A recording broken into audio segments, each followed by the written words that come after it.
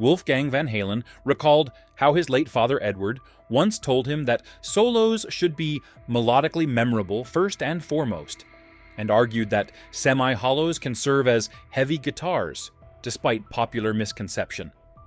Having steered the boat of mammoth Wolfgang Van Halen from one success to another over the past 9 years, it's hard to take anyone dismissing Wolfgang as riding the coattails of his famous father seriously. Over the past decade, the 33-year-old singer-guitarist musical mastermind did his best to profile himself as an artist apart from Eddie Van Halen's legacy, which sometimes meant stymieing the urge to go on a shredding spree every now and again. However, Mammoth's sophomore album, released last year, saw Wolfgang indulge more in that side of his musical personality, a development he partly contributes to the cathartic experience of performing in 2022's Taylor Hawkins tribute shows. He told Music Radar in a new interview, "I think finally sort of exercising the comfortability with doing a little shreddy solo every now and then felt like I wasn't copying my dad, but being able to be myself in that same space. And I think once I was able to conquer that and do that whole statement, playing the Van Halen songs at the Taylor Hawkins tribute was, for me, it took a lot of pressure off, and I was able to have a bit more fun.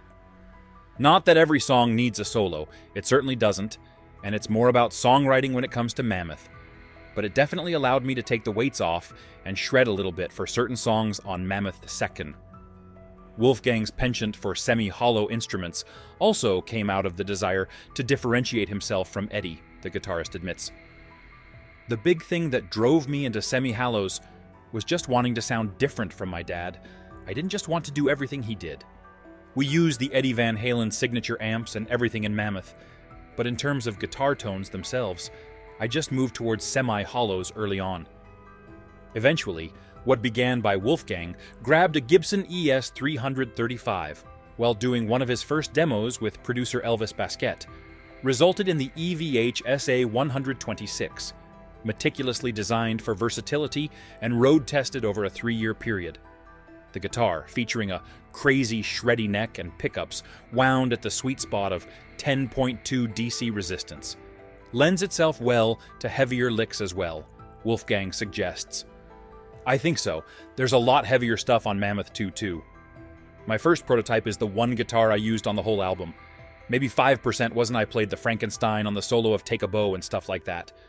But the SA 126 is so beefy and so aggressive. Semi-hollows in general should not be underestimated even in the heavy metal arena, Wolf added.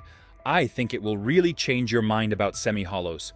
I think people see semi-hollows and think, that's not a heavy guitar. Man, it is, you can play metal on this.